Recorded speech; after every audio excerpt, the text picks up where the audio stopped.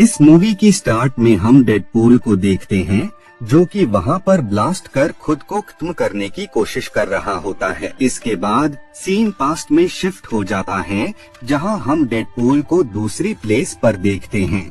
वहां पर बहुत सारे लोग होते हैं जो कि डेडपूल पर अटैक कर रहे होते हैं, लेकिन डेडपूल उन सब से बहुत ज्यादा पावरफुल होता है, जिस वजह से उन अटैक्स से उसे कुछ भी नहीं होता है।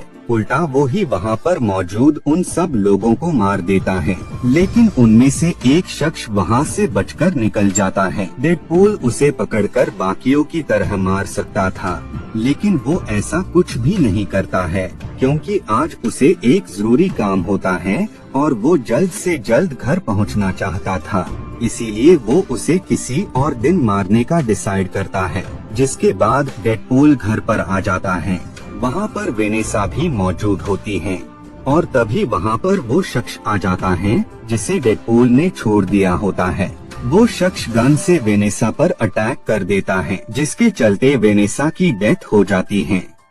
डेडपूल को इस बात से उस शख्स पर बहुत ही गुस्सा आता है और जल्द ही उसे पकड़ता है और बाद में वो उसे मार देता है। जिसके बाद डेडपूल अलग अलग पैतरे आजमा कर खुद को खत्म करने की कोशिश करता है, लेकिन वो हर बार वापस से अलाइव हो जाता था क्योंकि डेडपूल के अंदर एक ऐसी पावर थी जो कि उसे इमॉर्टल बनाती थी।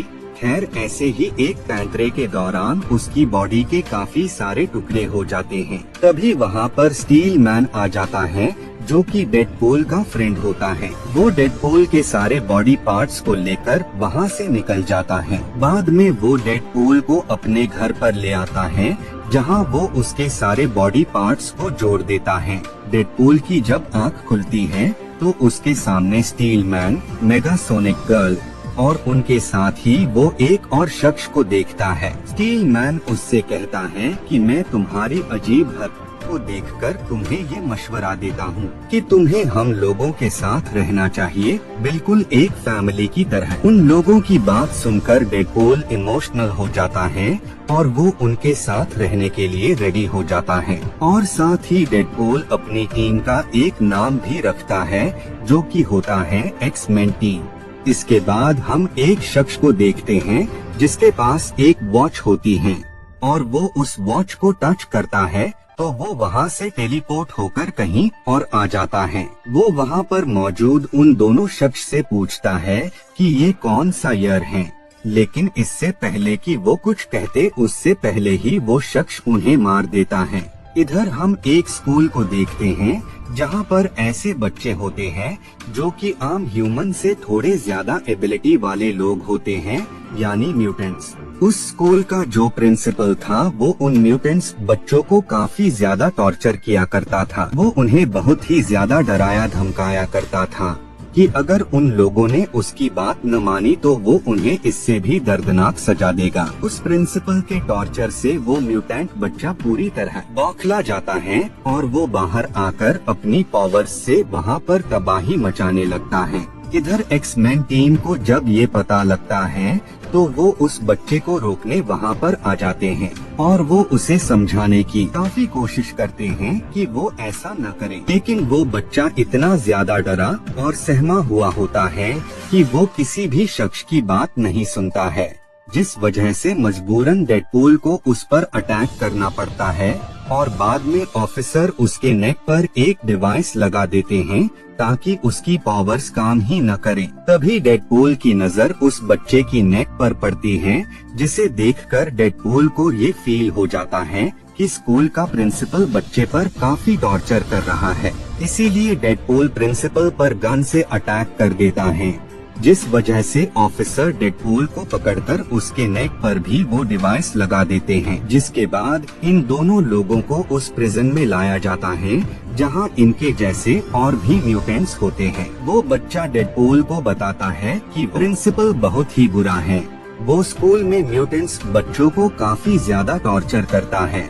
इसीलिए मेरी लाइफ का बस एक ही गोल है और वो है उस प्रिंसिपल को हमेशा के लिए खत्म कर देना। अभी वो दोनों आपस में बात कर ही रहे होते हैं कि तभी वहाँ वो शख्स आ जाता है जो कि उस म्यूटेंट बच्चे को खत्म करने आया होता है।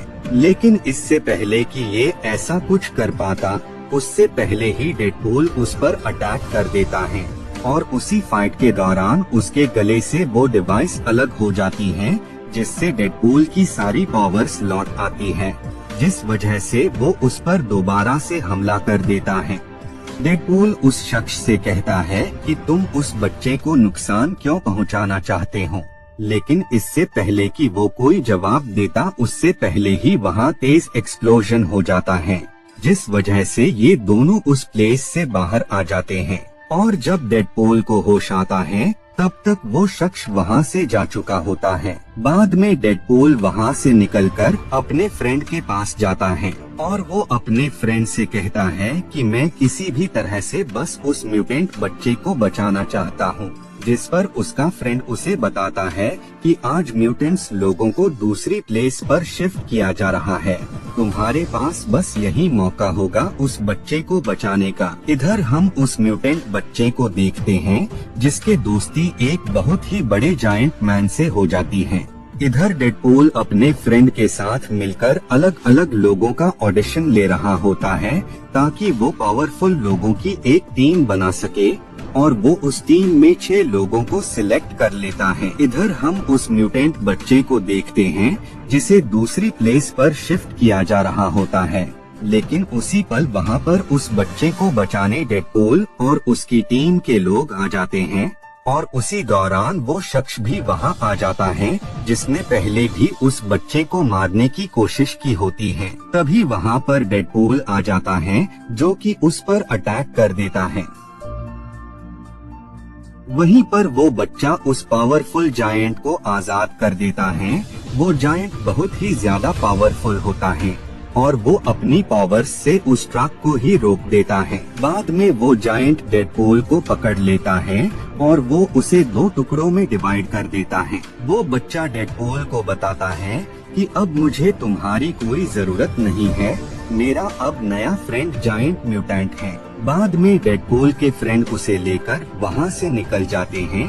डेडपूल के पैर आहिस्ता आहिस्ता ग्रो हो रहे होते हैं। तभी वहाँ पर वो शख्स आ जाता है, जो कि डेडपूल को बताता है कि मुझे तुम्हारी हेल्प चाहिए। ये सुनकर डेडपूल काफी ज्यादा शॉक हो जाता है, क्योंकि उसे उस शख्स से ऐसी उम्मीद बिल्कुल भी नहीं थी। वो शख्स डेडपूल को बताता है कि मैं उस बच्चे को इस वजह से मारना चाहता था, क्योंकि फ्यूचर में उसी बच्चे ने मेरी पूरी फैमिली को मार दिया था। वो बच्चा फ्यूचर में ऐसे ही लोगों को मारता रहेगा और इस चीज की शुरुआत वो आज प्रिंसिपल को मारकर करेगा। अगर उसने आज प्रिंसिपल को मार दिया तो उसके ब्रेन पर गलत असर पड़ेगा और वो इसी तरह लोगों को मारकर एक कातिल बन जाएगा।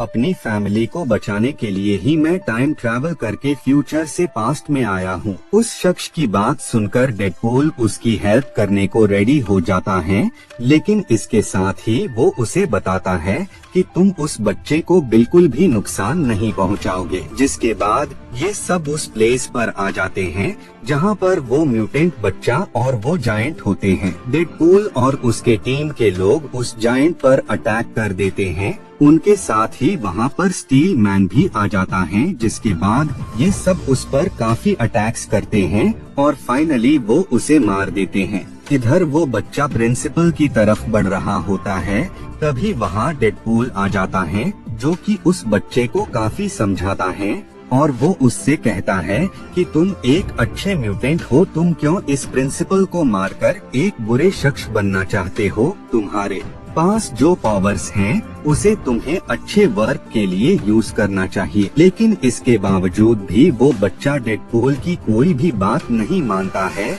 जिस वजह से डेडपूल उस डिवाइस को पहन लेता है और वो उससे कहता है कि अगर तुम प्रिंसिपल को मारना चाहते हो तो इससे पहले तुम्हें मुझे मारना होगा। इधर वो शख्स बच्चे की तरफ गन से अटैक कर देता है, लेकिन इससे पहले ही डेडपूल उसके सामने आ जाता है, जिससे उसे बुलेट लग जाती है और उसकी डेथ हो जाती है। उस बच्चे को ये देखकर काफी बुरा फील होता है। इधर वो शख्स वापस से टाइम को रिवर्स कर डेडपूल को बचा लेता है। ये उसके पास आखिरी चांस था। वक्त में पीछे जाने का, और ये उसने अपनी फैमिली के लिए रखा था। वो शख्स डेडपूल को बताता है कि मैंने तुम्हारी मदद इसलिए की क्योंकि इसके अंदर से तुमने बुराई को खत्म कर दिया है, जिसके चलते ये फ्यूचर में मेरी फैमिली को कोई भी नुकसान नहीं पहुंचाएगा। इसके बाद ये सब वहाँ से जाने लगते हैं। तभी वहाँ पर प्रिंसिपल आ जाता है और अगले पल ही कोई उस पर कार चढ़ा देता है, जो कि वही टैक्सी ड्राइवर होता है। बाद में डेडपूल उस वॉच को सही कर देता है और बाद में वो वहाँ से टेलीपोर्ट हो जाता है। और इसी के साथ ये मूवी यहीं पर एंड हो जाती है।